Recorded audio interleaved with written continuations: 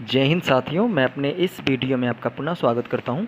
दोस्तों, आज हम लोग बात करने वाले हैं धातु के बारे में, यानी मेटल्स किसे कहते हैं।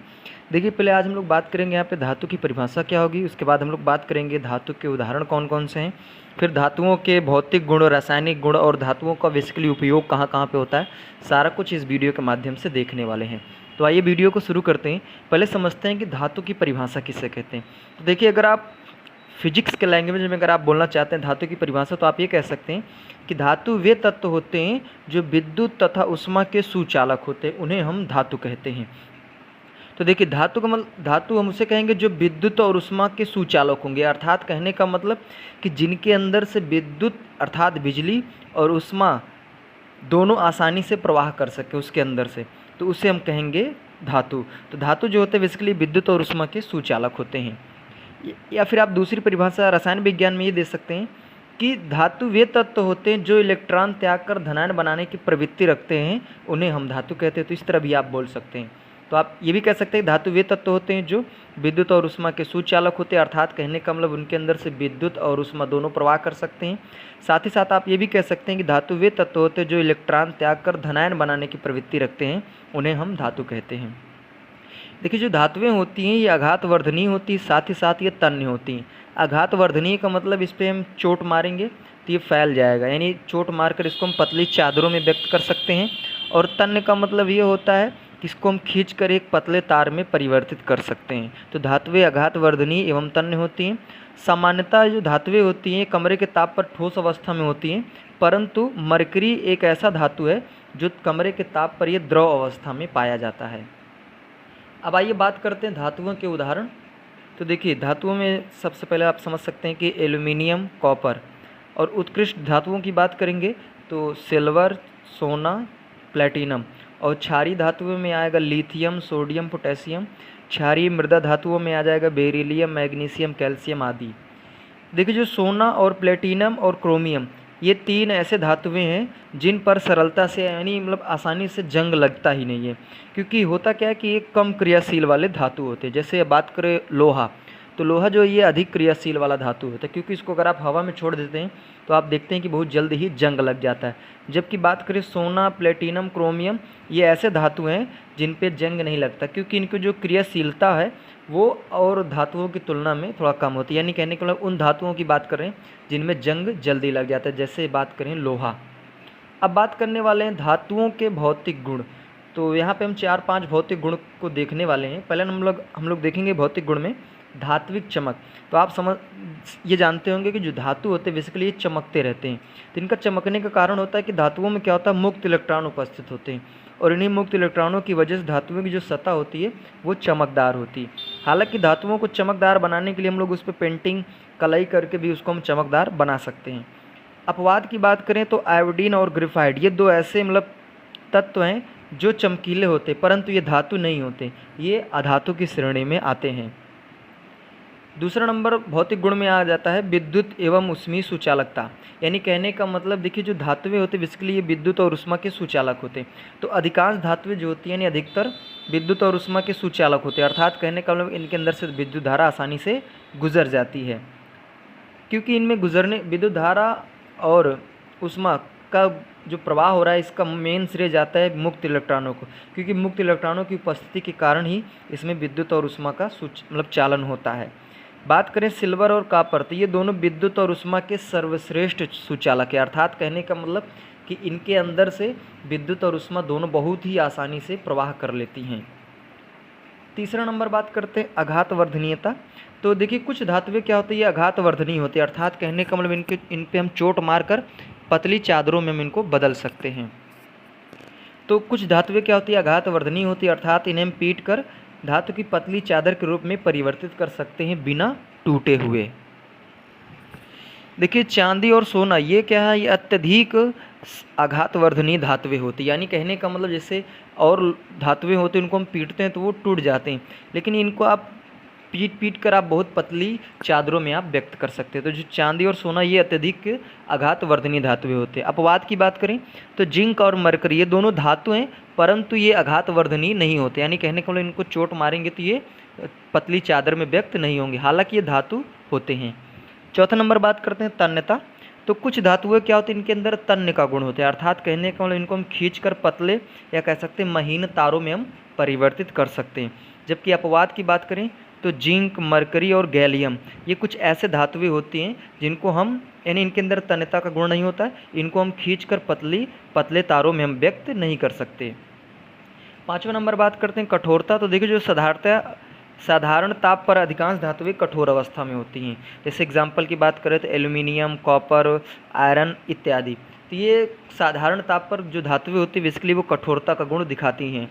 और अपवाद की बात करें तो सोडियम, पोटेशियम ये मृदु धातुएं होती हैं, इन्हें हम चाकू से भी काट सकते हैं। तो कठोरता में साधारणतः अधिकतर जो धातुएं होती हैं वो कठोर अवस्था में होती हैं, लेकिन अपवाद की बात करें तो सोडियम और पोटेशियम ये मृदु धातुएं होती हैं, यानी मुलायम होती हैं, इनको हम चाकू से काट सकते हैं। 6ठा नंबर बात करते हैं गलनांक, इसी को हम द्रवणांक या फिर क्वथनांक कहते हैं। तो देखिए सामान्यतः जो धातुएं होती हैं इनका गलनांक और क्वथनांक उच्च होता है, अर्थात कहने का मतलब कि जो धातुएं होती है बहुत हाई टेम्परेचर पे गलती हैं और इनका जो वाष्पन होता है वो भी हाई टेम्परेचर पे ही होता है। तो ये जो धातुएं होती हैं इनका गलनांक और क्वथनांक जो होता है ये बहुत ही उच्च होता है।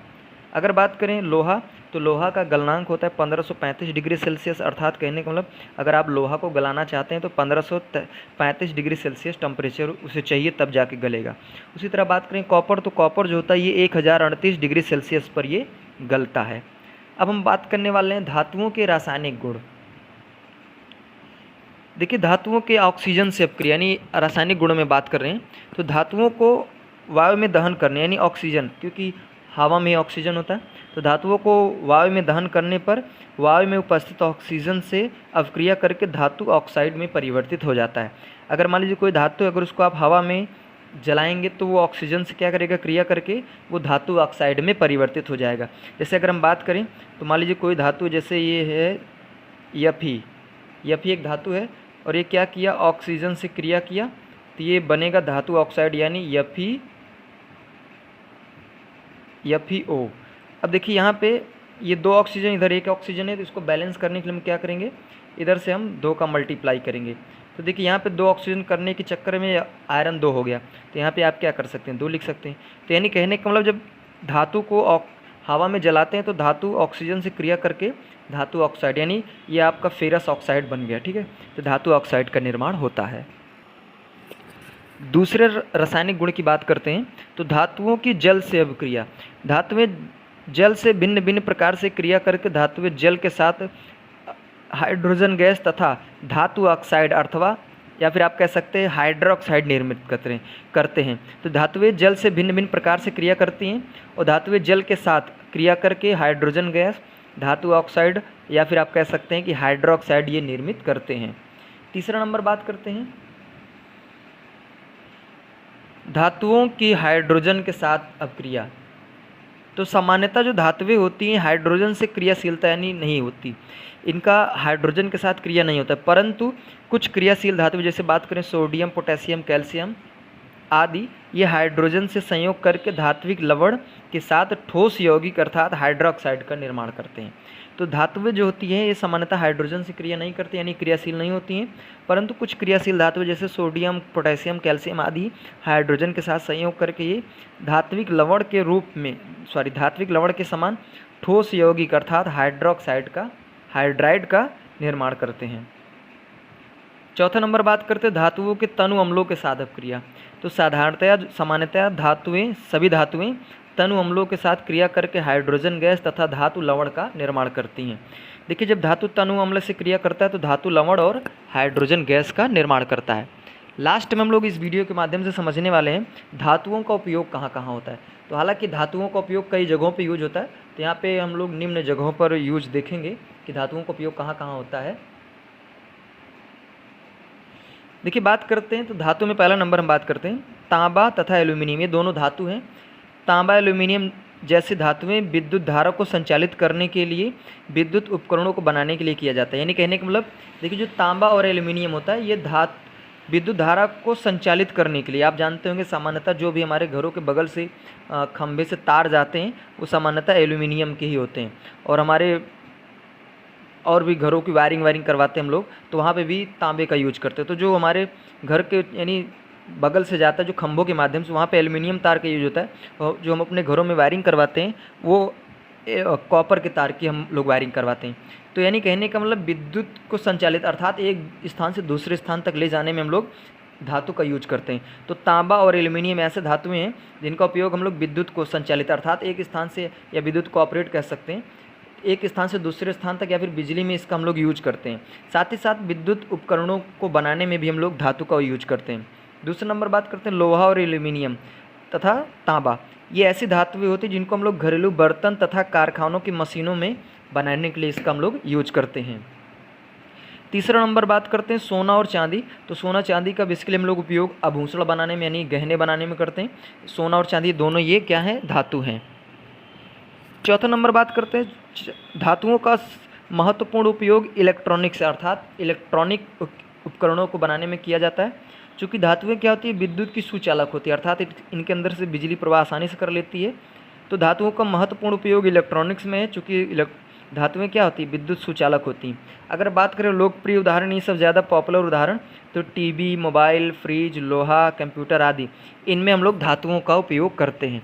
तो उम्मीद करूँगा दोस्तों आज के इस वीडियो में हमने बात किया धातु से संबंधित, धातु के उदाहरण, धातु के भौतिक गुण, रासायनिक गुण, साथ ही साथ धातुओं का उपयोग कहाँ कहाँ होता है, सारा कुछ हमने डिस्कस करने का प्रयास किया। उम्मीद करूँगा दोस्तों ये वीडियो आपके लिए काफ़ी हेल्पफुल रहा होगा। अब दोस्तों दीजिए इजाज़त, इसी तरह मिलेंगे अगले वीडियो में। तब तक के लिए जय हिंद, वंदे मातरम।